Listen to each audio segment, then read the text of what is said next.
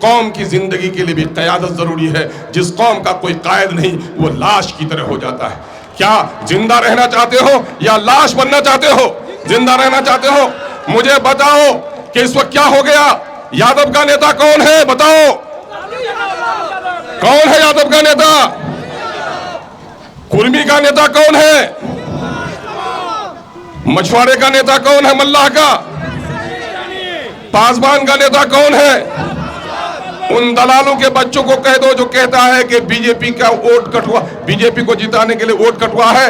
उन दलालों के बच्चों को कहो कि बैरिस्टर असदुद्दीन अवैसी को मजलिस इत्तेहाद उसको कोने में रख दो। बताओ तुम्हारा नेता कौन है? यकीनन अगर बैरिस्टर असदुद्दीन अवैसी न हो तो फिर हमें कहने के लिए कोई भी नेता हमारे सफों में नहीं है। इसलिए हम सब कुछ की बाजी लगा सकते हैं, अपने गर्दन की बाजी नहीं लगा सकते। हम सब कुछ खो सकते हैं, भूखे रह सकते हैं, बदन पे कपड़े न हो बर्दाश्त कर सकते हैं, लेकिन अपनी क़यादत किसी जालिम के हवाले नहीं कर सकते। इसी तहरीक का नाम मजलिस इत्तेहादुल मुस्लिमीन है, इसी तहरीक का नाम बैरिस्टर असदुद्दीन अवैसी है, इसी तहरीक का नाम इस खादिम अख्तरुल ईमान है। मेरे भाइयों, वजारत की कुर्सियों लेने के लिए दलालों के बच्चे तड़प रहे हैं। दलालों के बच्चों को देख रहे हैं, दलालों को देख रहे हैं आप कि मछली जिस तरह पानी के बगैर तड़पती है तड़प रही है। सड़क पर वसूली करने वाले, लोगों के बच्चों को बिगाड़ने वाले, चोरी और गुंडागिर्दी को बढ़ावा देने वाले, अख्तरुल ईमान 70 मरतबा हारना पसंद कर सकता है, अपने नौजवानों की तकदीर से खिलवाड़ नहीं कर सकता है। मैं अपने नौजवानों को तो आसमान की बुलंदी पे देखना चाहता हूँ। इसलिए नौजवानों, आओ तुम्हारी गैरत की कसम, गैरत न हो जिंदगी में तो कुत्ता है इंसान। एक कुत्ते को गोश्त का टुकड़ा दिखाओ, डंडा दिखाओ, 100 बार दिखाओ, आएगा और भाग जाएगा। लेकिन एक इंसान कई दिनों से भूखा है, दस्तरखान में उसके अब्बा के खिलाफ कुछ बोल दो, उनके ज़मीर के खिलाफ कुछ बोल दो, भूखे मर जाना गवारा करेगा, लेकिन दस्तरखान से नवाला नहीं उठाएगा। यही गैरत हमें पुकार पुकार कर कहती है कि वोट हमारा, राज तुम्हारा नहीं चलेगा। अब हमारी सफ़ों में बाज औरत नहीं है जो कुत्ते और बिल्ली के बच्चे को गोद में लेगी।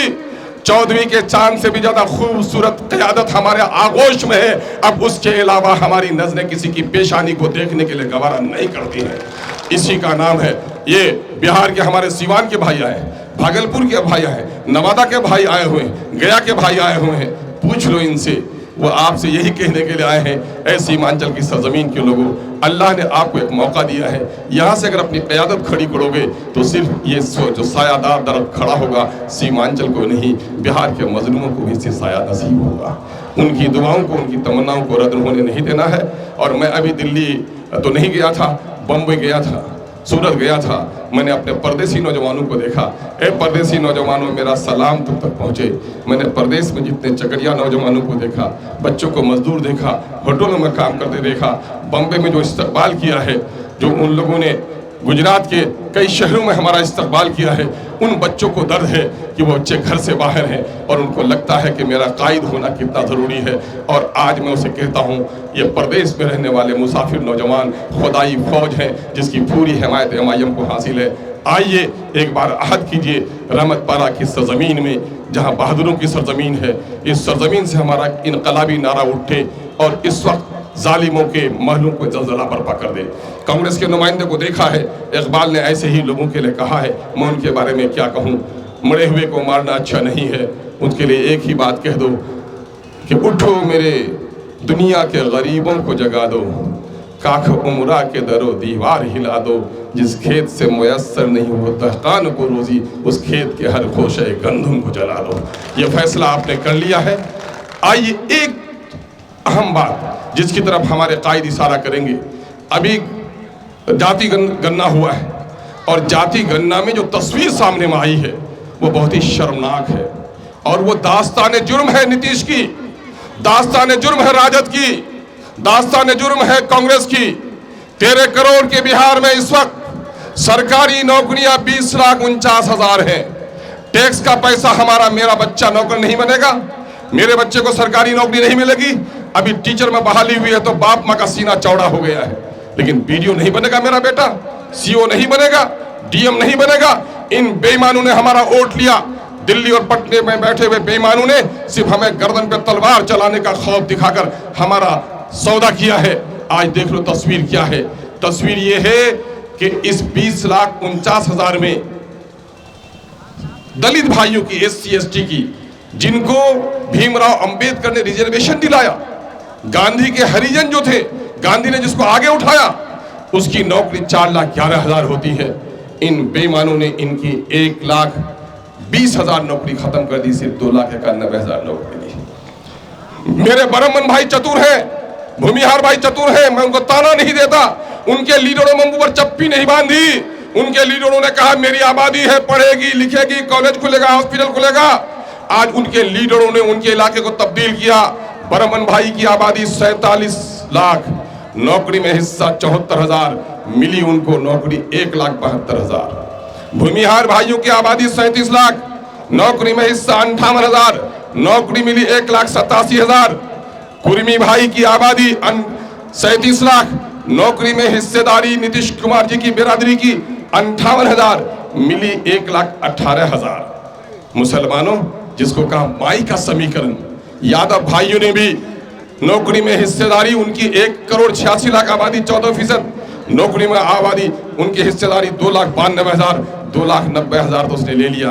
मैं पूछता हूं राजद के लोगों से, वाई को तो हिस्सा मिल गया, माई को क्या मिला? माई को आपने बाई बाई कह दिया, तो अब की बार माई ने भी आपको बाई बाई कह देने का इरादा बना लिया। कितना मिला हमको? हमारा हिस्सा होता 3,68,000, मिली नौकरी 1,73,000। बोलो ज्यादा मिली या कम? आधी या आधी से कम? तो क्या उन लोगों से बदला लोगे कि नहीं जिन्होंने हमारे 1,95,000 की नौकरी छीन ली? उनके हाथों से तख्त छीनोगी कि नहीं? उन जालिमों का पंजा मरोड़ोगे कि नहीं? अगर पंजा मरोड़ना चाहते हो तो तय कर लो सुरजापुरी भाइयों, तुम्हारी आबादी 24.5 लाख, नौकरी में हिस्सेदारी तुम्हारी 39,000, मिली नौकरी 15,000। कितनी नौकरी गई? 24,000। भाई नूर इस्लाम साहब, मेरे सिरसा भाई जो आबादी 13 लाख, नौकरी में हिस्सेदारी 21,000, मिली कितनी? 5,500। कुलैया भाई आबादी कितनी? 12 लाख, नौकरी में हिस्सेदारी 18,000, मिली कितनी? 6,000। जिसने हमारे नस्लों के साथ नुकसान पहुंचाया है, नस्लों के साथ नाइंसाफी किया है, अगर उससे बदला लेना चाहते हो तो हम बंदूक उठाने नहीं कहेंगे, हम बैलोट चलाने नहीं कहेंगे। जमहूरियत में सबसे बड़ी ताकत है आपका वोट। आपका वोट जालिमों के खिलाफ, मजलूमों के हक में होना चाहिए। अख्तुल ईमान ने मौलाना के नाम पर कुर्बानी दी थी, 19 में कश्ती किनारे में डूबी है। इस वक्त अख्तुल ईमान फरियाद ही नहीं, आपके नस्लों की मुस्तकबल की फरियाद है। एक मरतबा कुल हिंद मजलिस इत्तेहाद मुस्लिमीन को मौका दीजिए और उसके लिए अभी से फिजा बनाइए। दुश्मनी हमारे बहुत लोग करेंगे। 2015 में नीतीश कुमार जी ने पीके प्रशांत किशोर जी से कहा था कोई भी जीत कर आ जाए अख्तरुल ईमान नहीं आना चाहिए, लेकिन अख्तरुल ईमान की जीत को आप रोक नहीं सके। एक को रोकना चाहता, 5 के साथ पहुंचा। और आज जालिम ताकतों को कह देना चाहता हूं, मेरी तारीख शाहिद है कि फिरौन ने घर घर पर पहरा लगा दिया था कि कोई बच्चा जन्म ले तो उसे कत्ल कर दो, बच्ची हो तो जिंदा रहने दो, लेकिन मूसा की पैदाइश और परवरिश को कोई नहीं रोक सका। अगर ऊपर वाले ने अख्तरुल ईमान के बारे में फैसला कर दिया है, तुम लटक जाओगे, लेकिन सीमांचल के मजलूमों की आवाज पार्लियामेंट में जरूर पहुंचेगी। फानूस बनकर जिसकी हिफाजत हवा करे, वो शम्मा क्या बुझे जी रोशन खुदा करे। अस्सलाम वालेकुम। अख्तरुल ईमान साहब जिंदाबाद।